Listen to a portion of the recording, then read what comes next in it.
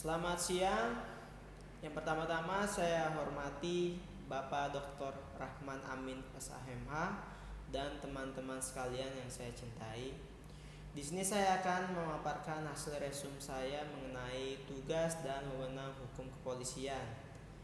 Sebelumnya, di dalam ketentuan umum Kitab Undang-Undang Hukum Acara Pidana memberikan peran utama kepada hukum kepolisian atau Kepolisian Republik Indonesia dalam menyelesaikan suatu tindak pidana.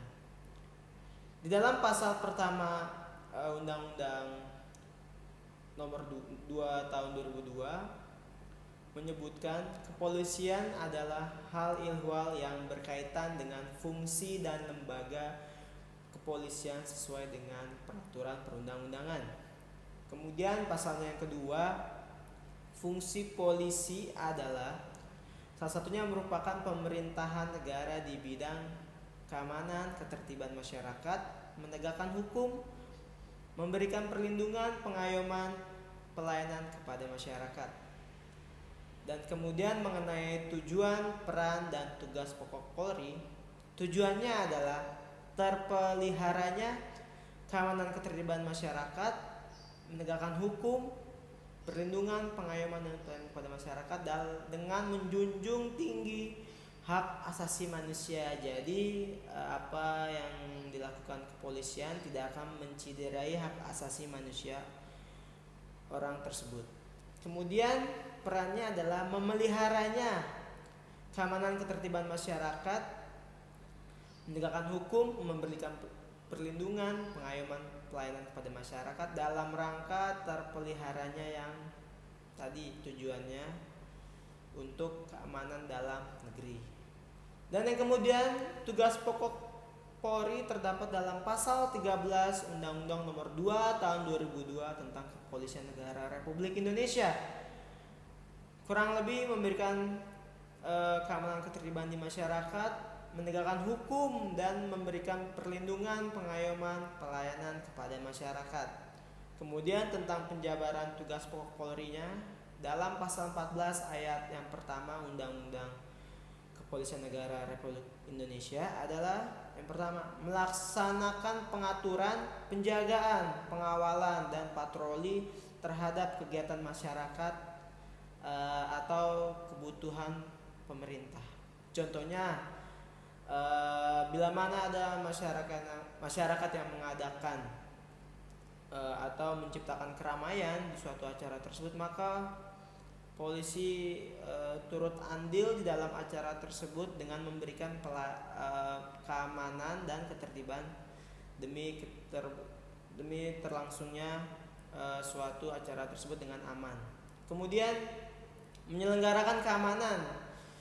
Ya, dalam menyelenggarakan keamanan, kepolisian melakukan razia, contohnya seperti di daerah yang rawan terjadinya tindakan kriminal pada saat jam-jam tertentu. Kemudian membina masyarakat.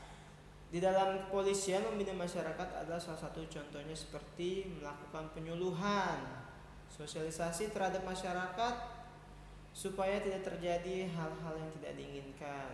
Kemudian pembinaan hukum nasional. Hukum kepolisian juga memberikan peran untuk membina hukum nasional dan memberikan keamanan ketertiban dalam masyarakat.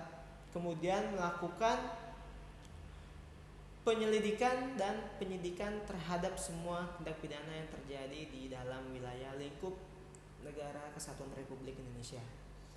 Kemudian kewenangan Polri dalam pasalnya yang ke-16 Undang-Undang Kepolisian Negara Republik Indonesia, yang pertama adalah menerima laporan atau pengaduan.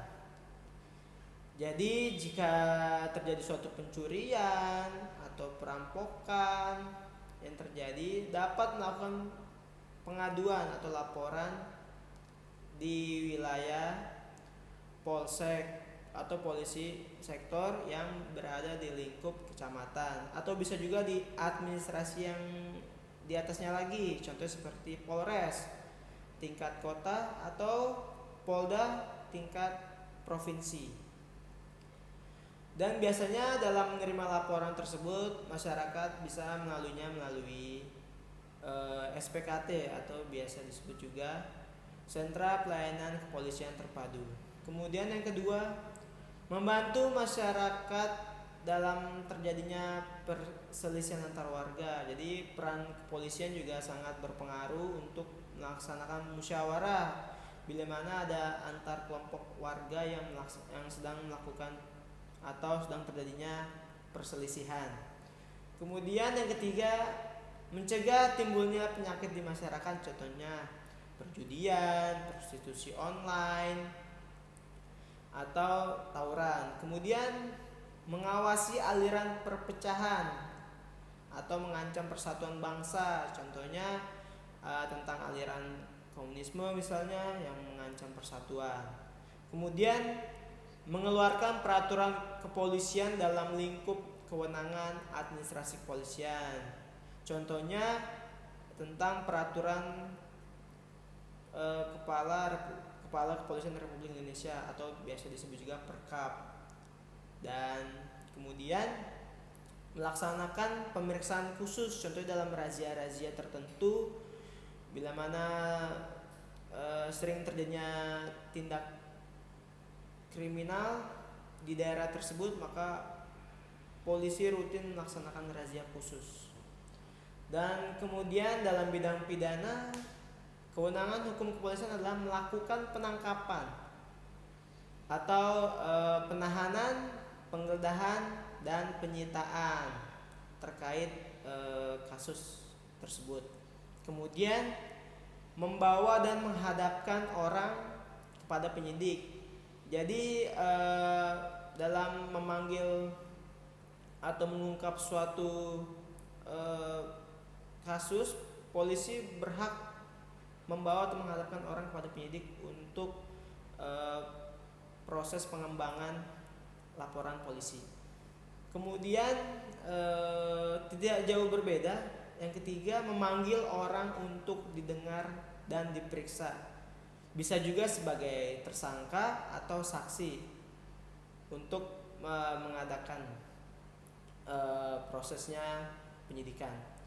Kemudian yang keempat, mengadakan penghentian penyidikan. Jadi bila mana